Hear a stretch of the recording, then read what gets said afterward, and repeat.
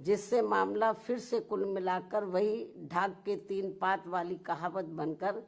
रह जाएगा। स्वार्थ में अब संविधान का ही काफी हद तक राजनीतिकरण कर दिया है। जब मुझे अपने लोगों के उत्पीड़न के विरुद्ध राज्यसभा में बोलने नहीं दिया था और तब फिर मजबूरी में मुझे उस समय राज्यसभा से इस्तीफा भी देना पड़ गया था, क्योंकि इनकी मानसिकता सही नहीं थी कांग्रेस की। ये लोग नहीं चाहते थे कि पिछड़े वर्ग के लोगों को भी आरक्षण का पूरा लाभ मिले। जो अब ये पार्टी इन वर्गों के वोटों की खातिर इन्हें गुमराह करने में कोई कसर नहीं छोड़ रही है। और अब इस पार्टी के ही नक्शे कदम पर बीजेपी व अन्य विरोधी पार्टियां भी चल रही हैं। देश के SC, ST व OBC वर्गों के आरक्षण को लेकर काफी कुछ हवाई बातें कही हैं। कांग्रेस और भाजपा के बीच वही दिन रात 24 घंटे के वही घिसे पिटे पुराने आलाप, आरोप प्रत्यारोप तथा हमसे ज्यादा तुम दोषी जैसी संकीर्ण राजनीति का स्वार्थ ज्यादा हावी नजर आता है,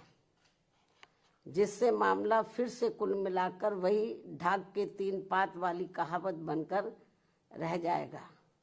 ये स्थिति देश के लिए अति दुखद व लोगों के भविष्य के लिए भी अति दुर्भाग्यपूर्ण है। इसके साथ ही संसद में हो रही इस चर्चा में सत्ता व विपक्ष को सुनकर ऐसा लगता है कि इन्होंने अपने अपने राजनीतिक स्वार्थ में अब संविधान का ही काफी हद तक राजनीतिकरण कर दिया है और इस मौके पर भी कोई अपने स्वार्थ में संविधान की प्रति को माथे पर लगा रहा है तथा कोई इसे अपने हाथ में लेकर इसको दिखाने में लगा है। और अब तो इसकी आड़ में देश व जनहित के जरूरी मुद्दे भी दरकिनार कर दिए जा रहे हैं, जबकि भारतीय संविधान के मूल निर्माता परम पूज्य बाबा साहब डॉक्टर भीमराव अम्बेडकर तो अपने देश में पहली बनी कांग्रेसी सरकार में ये भाप गए थे कि केंद्र व राज्यों में सत्ता जातिवादी व संकीर्ण मानसिकता रखने वाले लोगों के हाथों में रहते हुए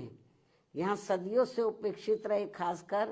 SC, ST व OBC वर्गों के लोगों को जिंदगी के हर पहलू में आगे बढ़ने के लिए जो भी इन्हें संविधान में कानूनी अधिकार मिले हैं तो उनका भी इन्हें सही से पूरा लाभ नहीं मिल पाएगा। और ये सब बाबा साहब ने केंद्र में पहले बने कानूनी मंत्री पद पर रहते हुए खुद होते हुए भी देखा है, जिससे दुखी व चिंतित होकर फिर इन्होंने यानी कि बाबा साहब डॉक्टर भीमराव अम्बेडकर ने उस समय के प्रधानमंत्री पंडित जवाहरलाल नेहरू को अपने इस पद से इस्तीफा भी दे दिया था। बाबा साहब ने कानूनी मंत्री पद से उनको इस्तीफा दे दिया था। हालांकि उस समय की कांग्रेसी सरकार ने बाबा साहब के इस्तीफा देने के कारणों के बारे में इनको संसद में बोलने तक भी नहीं दिया था। तब फिर इनको मजबूरी में इस संदर्भ में अपनी बात मीडिया में ही रखनी पड़ी थी, जिससे उस समय संविधान व इन वर्गों के प्रति भी कांग्रेस का असली चेहरा खुलकर सामने आ गया था। लगभग यही स्थिति संसद में मेरे साथ भी गुजरी है, जब मुझे अपने लोगों के उत्पीड़न के विरुद्ध राज्यसभा में बोलने नहीं दिया था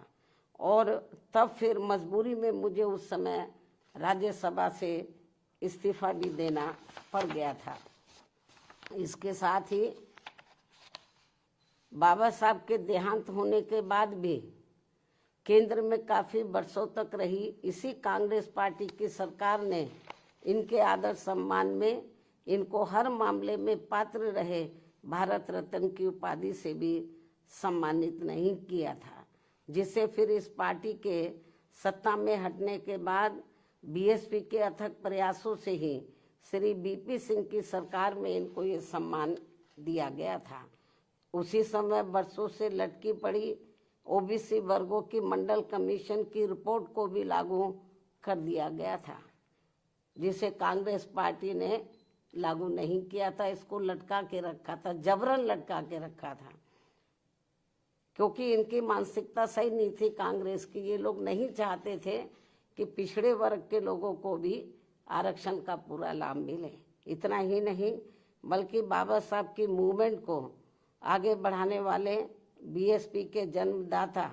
एवं संस्थापक मान्यवर श्री कांशीराम जी के देहांत होने पर भी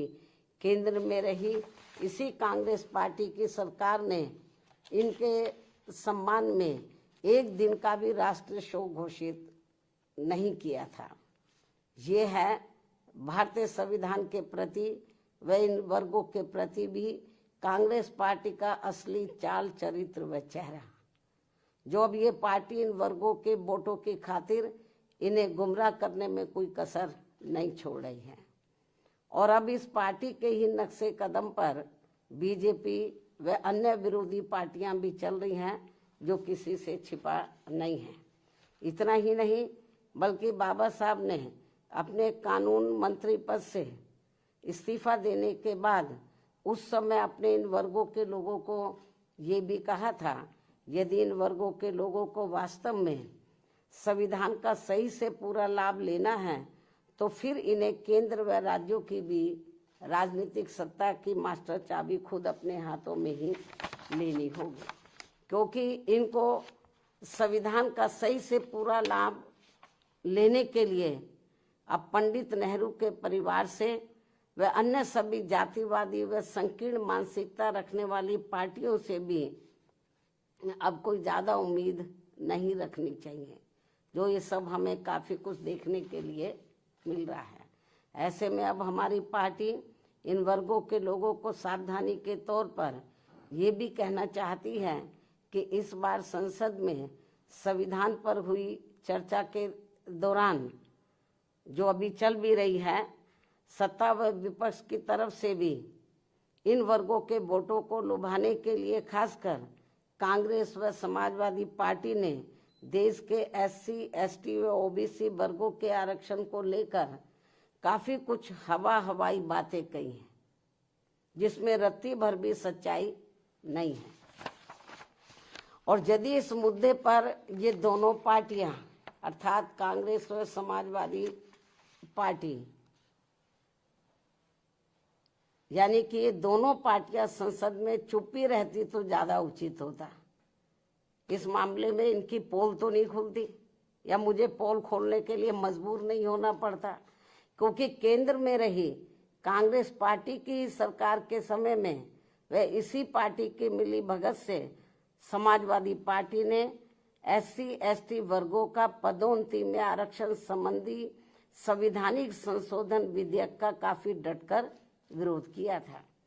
तथा इस बिल को समाजवादी पार्टी ने संसद में ही फाड़कर इसको फेंक दिया था, जिस बिल को लाने के लिए हमारी पार्टी को काफी कड़ा संघर्ष भी करना पड़ा था, जो ये बिल अभी तक भी संसद में लटका पड़ा है। इससे बीजेपी की भी आरक्षण विरोधी मानसिकता साफ झलकती है, जो इसे पास कराने के कतई भी मूड में नहीं है। और अब तो कांग्रेस पार्टी के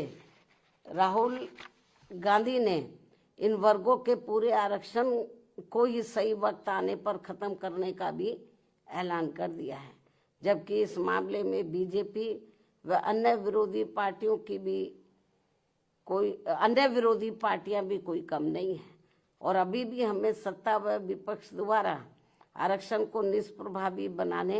वैसे खत्म करने के लिए इन सब की सोच लगभग एक जैसी ही देखने को मिलती है। इतना ही नहीं बल्कि अब तो ये पार्टियां अंदर अंदर आपस में मिलकर कोर्ट की आड़ में भी इनके आरक्षण को निष्प्रभावी बनाने में व आगे चलकर इसे पूरे तौर से खत्म करने की भी पूरी कोशिश में लगी हुई है, जिनसे इन वर्गों के लोगों को हमेशा सावधान रहना है, क्योंकि इसके अनेकों उदाहरण इन वर्गों के सामने हैं। इसके साथ साथ देश में सर्व समाज में से गरीब, असहाय व बेरोजगार लोगों को भी रोटी रोजी के साधन ना के बराबर ही मिल रहे हैं। आए दिन यहाँ गरीबी, बेरोजगारी व महंगाई आदि भी काफी ज्यादा बढ़ रही है। पिछले काफी वर्षों से देश की अर्थव्यवस्था भी कोई खास अच्छी नहीं चल रही है। ऐसे में अब वर्तमान भाजपा सरकार द्वारा भी जो किस्म किस्म के संकल्प लिए जा रहे हैं, कल भी उन्होंने अपने कुछ संकल्प दोहराए हैं, तो उनसे अब देश की जनता को कोई विशेष लाभ होने वाला नहीं है। इसके साथ ही अब मैं देश के संविधान में सत्ता व विपक्ष द्वारा अब तक किए गए असंख्य संशोधनों के संदर्भ में भी ये कहना चाहूंगी कि यदि सरकार द्वारा संविधान में संशोधन अपनी पार्टी, यानी कि जो उनकी पार्टी जो भी सरकार संशोधन लाती है, यदि सरकार द्वारा संविधान में संशोधन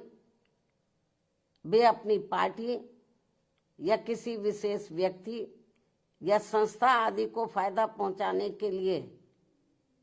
किए जाते हैं, यदि सरकार द्वारा संविधान में संशोधन वे लोग अपनी पार्टी या किसी विशेष व्यक्ति या संस्था आदि को फायदा पहुंचाने के लिए किए जाते हैं, तो उसका फिर हमारी पार्टी कभी भी समर्थन नहीं करेगी, अर्थात उसका डटकर विरोध करेगी। और यदि इसके विपरीत संविधान में संशोधन देश में आम जनहित में किए जाते हैं, देश में आम जनहित में किए जाते हैं, तो तभी फिर हमारी पार्टी उनका पूरे तय दिल से समर्थन करेगी। हालांकि इस मामले में कांग्रेस व बीजेपी के नेतृत्व में अनेकों बार बनी केंद्र की सरकार में खासकर SC, ST व OBC वर्गों के हितों की जो इनकी उपेक्षा की गई है, जिसके अनेकों उदाहरण हमारे सामने हैं, ये अति दुख की बात है। इसमें इनकी इन वर्गों के प्रति हीन व जातिवादी मानसिकता भी साफ झलकती है, जो अब ये आगे नहीं होना चाहिए। और इनके ऐसे जो भी मामले अभी तक भी लटके पड़े हैं, उन्हें जल्दी संसद में लाकर पास भी कराना चाहिए। इसके साथ ही इन वर्गों के आरक्षण को निष्प्रभावी बनाने के लिए जो आए दिन आरक्षण के साथ छेड़छाड़ की जा रही है, तो उन पर भी रोक लगाने के लिए इसे संविधान की 9वीं अनुसूची में जरूर डालना चाहिए। संक्षेप में अब हमारी पार्टी का यही कहना है कि हर वर्ष संसद में संविधान पर चर्चा कराने के साथ साथ ये भी उचित होगा कि सत्ता व विपक्ष को देश व आम जनहित में तथा जाति व धर्म से भी ऊपर उठकर बाबा साहब द्वारा निर्मित किए गए अपने बेहतरीन संविधान पर, अपने देश के बेहतरीन संविधान पर अपनी पूरी ईमानदारी व निष्ठा से अमल करना चाहिए तथा इसकी आड़ में इन्हें अपनी राजनीतिक रोटी नहीं सेकनी चाहिए। इस खास सलाह के साथ ही अब मैं अपनी बात यहीं समाप्त करूं, लेकिन इससे पहले हमारी पार्टी एक देश एक चुनाव को लेकर वर्तमान भाजपा सरकार द्वारा 1-2 दिनों में लाए जाने वाले इस विधेयक का भी स्वागत करेगी। वैसे भी हमारी पार्टी गरीब व मजलूमों की ही पार्टी है और हमारी इस पार्टी के संगठन व चुनाव आदि भी इन्हीं के ही बलबूते पर चलाए जाते हैं व लड़े जाते हैं। जो गरीब मजलूम लोग हैं तो उन्हीं की आर्थिक मदद से, उनके तन मन धन से, उनकी मदद से ही पार्टी का संगठन चलाया जाता है, चुनाव आदि भी लड़ाए जाते हैं। क्योंकि हमारी पार्टी इसके लिए कांग्रेस, बीजेपी व अन्य दलों की तरह यहाँ बड़े बड़े पूंजीपतियों व धन्ना सेठों आदि से कोई भी आर्थिक मदद नहीं लेती है। ऐसे में एक साथ चुनाव होने से फिर हमारी पार्टी पर इन सब मामलों में बहुत कम खर्च का बोझ पड़ेगा। साथ ही इससे जल्दी जल्दी चुनाव आचार संहिता ना लगने की वजह से भी जनहित के कार्य ज्यादा नहीं रुकेंगे। इसलिए हमारी पार्टी का ये मानना है कि इस मुद्दे की आड़ में कोई भी राजनीति करना ठीक नहीं है, अर्थात इस मामले में सभी पार्टियों को दलगत राजनीति से ऊपर उठकर देश व आम जनहित में कार्य करना चाहिए, तो ये बेहतर होगा, उचित होगा। इस सलाह के साथ ही अब मैं अपनी बात यहीं समाप्त करती हूँ। धन्यवाद। जय भीम व जय भारत।